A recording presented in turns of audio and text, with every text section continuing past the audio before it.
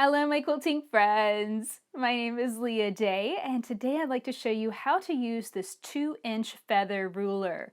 So you can find this feather ruler at leahday.com/feather, and this is really cool because you can do both left hand side feathers and right hand side feathers. You can do beautiful feather borders. You can do single lines as well. So I'm going to show you lots of different ways of using this ruler. The first thing I want to show you is how to do a feather border where you have feathers curling in one direction and feathers curling in the other direction with a straight line stem. We're going to do one single line down the center for the stem. So let me show you how to get started. First thing you're going to want to do is mark that center line. It just really makes your life a lot easier to mark that center line. And I centered that up. I measured my space. I had already done echo ditching with my other ruler. You can find another video on how to do that. And I echo ditched this, so I'm going to measure between my lines of stitching, and I found I had 5.5 inches of space. So that's how big my border is. I want my feather to go right in the middle of it. So half of that is 2 3/4. So I measured and I just made marks down the length of this border, and then I drew a straight line down the center. So again, basically measure the width of your border, how wide that is, divide it in half. That's your center point. You measure and mark, and that is how you mark your center line.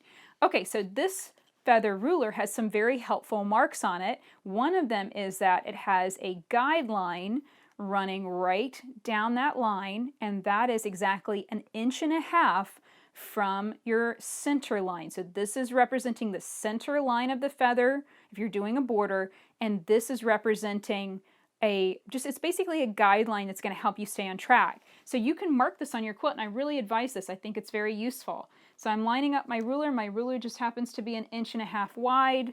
So I'm just going to use that to mark my 1.5 inch line all the way down my border.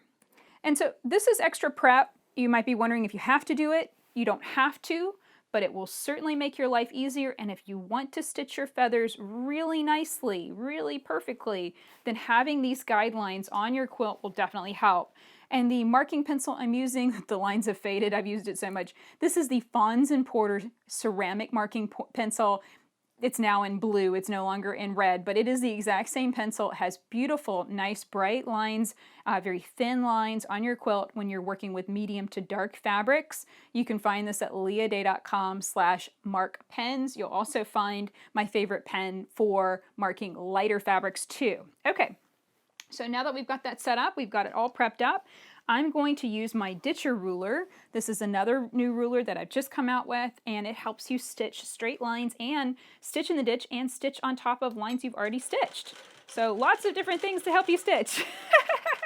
Okay, so basically I am just lining up this ruler so that the straight lines on either end of my slot are lined up with the stitching line I've already done. That is helping me stitch just perfectly right over that line of quilting. And if ever it's not working right, then I just pivot the ruler ever so slightly, and that helps me stay on that line. Okay, so there we go. I stitched a straight line up to my midpoint.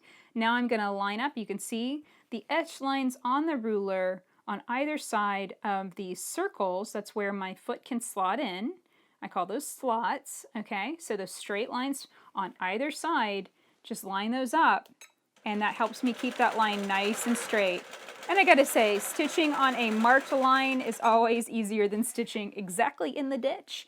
But you know, this ruler can really help you do stitching in the ditch too. It's super, super useful. So I stitched straight down my straight line. I got on my echo ditching and stitched straight up to my line that's marked 1.5 inches from my center line. Now I'm going to line up this side of my feather ruler, and I'm going to slot in the foot to this space right here. Now, one thing I have done that's also really helpful is I've taken my ruler and I've extended that line into this other block. It's just simply a guideline. It just helps you make sure that that first feather is straight and it's not crooked like this or like this. You can see I'm lining up the straight line on the ruler right there with the straight line I've marked on the fabric right here. So that is super, super useful. It really will help you get started on the right track. Okay, so what we're going to do here, this is the starting feather. It's the trickiest one to understand because, of course, we don't have anything else to go off of. So here's what we're going to do. We're going to swing out and around. We're going to connect with this line. Okay, so that is establishing the first feather in the chain. Then we're going to stitch back, basically leave the ruler in the same position and stitch back to this line. This is our really a guideline. It's going to help us manipulate and move the ruler. It's going to help us space everything out. So now that you understand what we're doing, I'm going to press firmly on the ruler, click it on. I'm swinging out and around. Now that little blip right there was, I think it was my clips on the side kind of hanging up against my ruler base. It sometimes does that. So watch out for that, you know, kind of make sure that everything's moving and grooving just exactly right. And if you need to, I have some dowel rods on the sides that help me out, keeping that from being an impact. Okay. So ideally, you just kind of stitch down and then keep your machine running and going ahead and travel stitch back. So I had to move my hands around, but that's okay. You can see I'm travel stitching back right to that point. So it's really, really pretty. I've stitched down and around. I've connected with that point on that stitch, that echo ditching line. Now I've travel stitched back. I have not moved the ruler. Now it's time to move the ruler. I'm going to slide it up and slot it in, just exactly like that. Now the straight line down here that I marked just as a guideline, it's lining up nicely. The straight line up here, you can see it's lining up straight through that feather.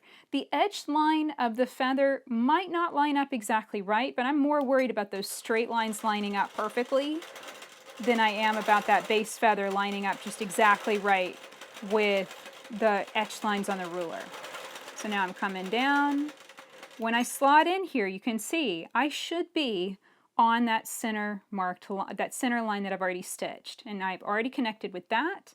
Now I'm just going to keep a firm hold on the ruler as I travel stitch back up. So as you can see, this ruler creates travel back feathers. That's my favorite kind of feather. So of course I designed the ruler to do that style. You can use it to do a different style of feathers. You can do the bounce feathers too, but I want to show you this one just to keep things simple, just so you understand how it's working. Now I have found that this ruler definitely does have a certain level of handedness, meaning you can see I am stitching left-handed. I have my right hand on the ruler, and I find this direction stitching from right to left, so my feathers are curling up from the right, moving towards the left. I find that this is very comfortable for me. If you are right-handed, you are going to want to do the opposite, because it's going to feel much more comfortable for you to hold the ruler in your opposite hand. Now that's not to say that you can't stitch, you know, this exact, you know, shape and angle of feathers. It's just going to feel a bit awkward. That's all. Okay, let me slow down here because I think I stitched a couple there really, really speedy. And you can see I'm ever so slightly, I'm one stitch off from that center line. So what if that happens to you? Well, what you can do is just nudge this down ever so slightly so your line is just ever so slightly further down, just like so. And you can already see that we're getting these etch lines are matching up really nice. But every once in a while I find it just doesn't come out exactly perfectly, and I want to talk you through how to get it to come out perfectly every time. Okay, stitch down. Oop, perfectly hit the line that time. Exactly right. The biggest key is don't move the ruler as you do that travel stitching back, otherwise that will get messy. The other key is to go nice and slow and steady as you swing around that curve, because that's where if you go real fast, you'll get kind of a wobbly blip, you know, you can kind of veer off from it. Because remember, we're stitching, ruler quilting is free motion quilting, so we can go off and stitch in all directions if we want to. It's real easy, but the key is to keep the ruler and the foot tight together. The other thing is I am putting a lot of pressure down on the ruler with all my fingers, but even still right there, I wasn't paying attention and I pulled that was just a subtle pull of the machine away from the ruler. That's what caused that little blip right there. But I am putting a lot of pressure down. I have found that sometimes it's so much pressure against the ruler plate here that I have to use the machine in cruise versus using it in the other stitch regulated setting, which is precise. When I use it in precise, I'm oftentimes pressing so hard that I don't let the machine move.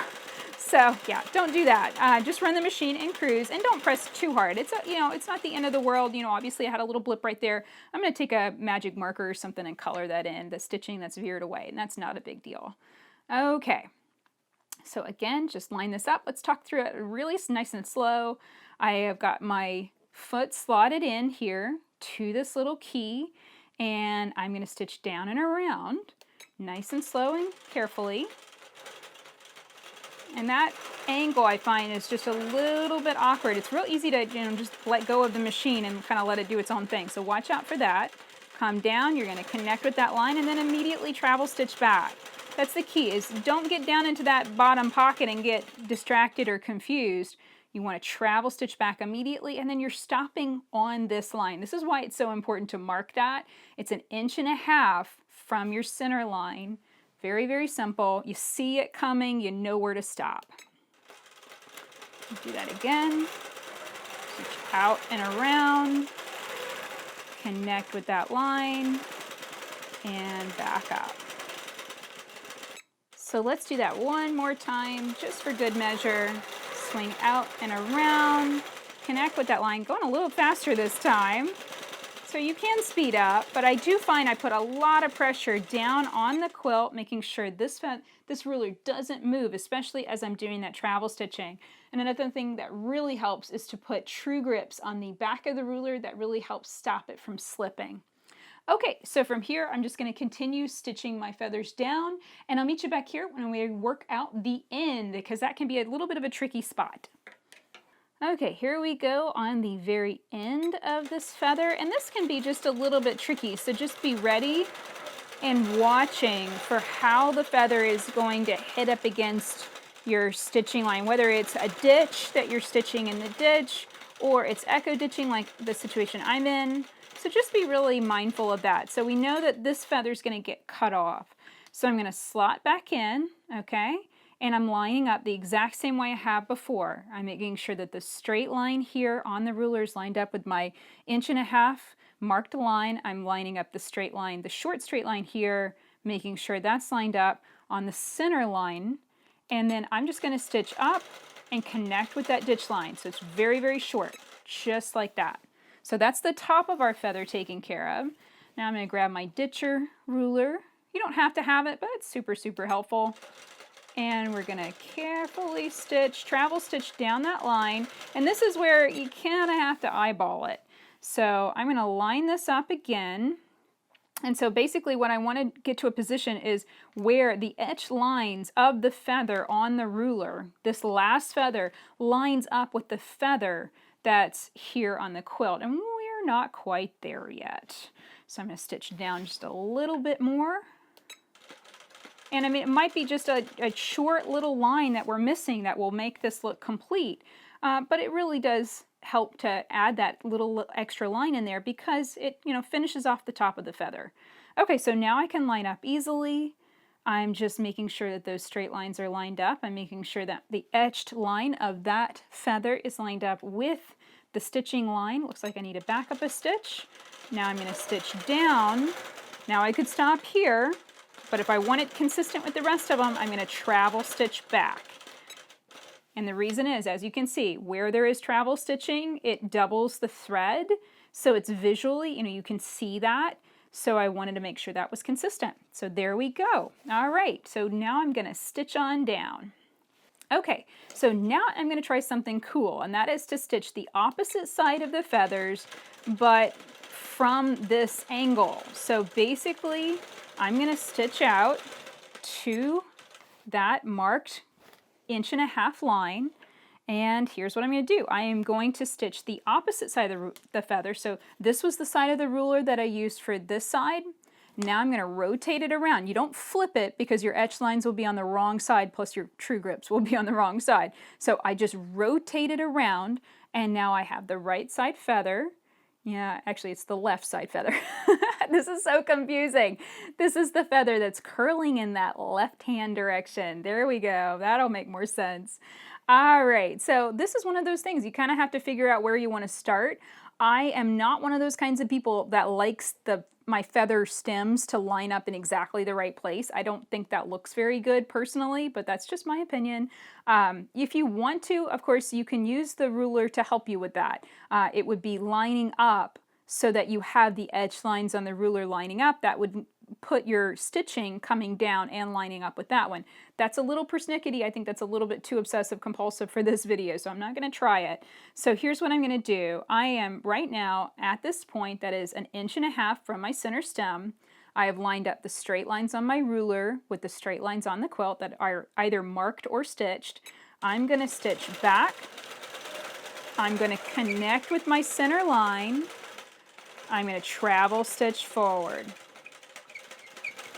Now, the spacing of this is specific because if I put my feather here, then there should not need, there might be a little bit of a line that's necessary right there. I mean, it's super, super tiny, but let's go ahead and do it just in case you'd like to see what that looks like. So basically, I'm going to stitch back to where I think that line should go, roughly where my foot should go. I'm going to line up the etched line of that full feather that's on the ruler. I'm going to line that up just like so. You can see I stitched inward just a little bit too much. That's okay. I'm going to line that up with the back of the feather that I already stitched, stitch down, stitch back up. So again, it's to the level of perfection that you want to go. And I am ending up stitching a lot along that inner ditch line, that echo ditching line. So it's also up to you whether you want to mess around with all of this. It is quite a bit of travel stitching. Okay, so basically now I need to stitch down. I've gotten all of this weird area. This is just a really tricky, nuancy area. You're gonna have a lot of little lines there. No matter how you set up your feather, it's always gonna be just a little bit weird in that spot. So now I need to stitch straight down to this point and bounce down to my key, my little pocket right there. Okay, so I'm going to grab my ditcher ruler again, stitch on down to that marked line. There we go, looks great. Now I'm going to grab this. I'm going to try and line up as close to what I had before as possible. And now we're going to swing out and around. Now, this is going to feel different. I can go on ahead and tell you that. It is definitely going to feel different because you're still holding the ruler in the same hand, but you're holding it, you know, on a different side, and then you're putting pressure on it in a different way too. So it definitely does feel different. You again need to just watch those lines, make sure everything's lined up nicely. This time we're going to swing out and around, connect with that line, travel stitch back. And that squeakiness, that is the pressure that I'm putting the ruler against the ruler foot. So that's the ruler foot squeaking against the ruler a little bit. And yeah, it's just, you know, I'm pressing down nice and hard. So as I do this stitching down, the ruler isn't going to slip. I'm pulling the machine and the ruler foot tight against that. Probably just a little bit too tight, to be honest. I haven't found the happy medium there. And then into the pocket. So the kind of repetition here is bounce down. So shift the ruler down, stitch down the stem, stitch back up that stem. Well, it's not really a stem, back of the feather. We'll call that the back of the feather. Stitch back the feather, come back up, stitch around the pocket, shift the ruler. So that's it for this video on how to use this 2-inch feather ruler. I really packed it full of lots of helpful lines, lots of helpful guides, so that way you can stitch beautiful feathers evenly spaced throughout your quilt. Whether you're left-handed, whether you're right-handed, whether you're stitching up or stitching down, you can use this ruler to do it all. So I hope that you'll come and check it out at leahday.com/feather. You can also find my ditcher ruler, which was also very helpful in this tutorial, at leahday.com/ditch. Until next time, let's go quilt.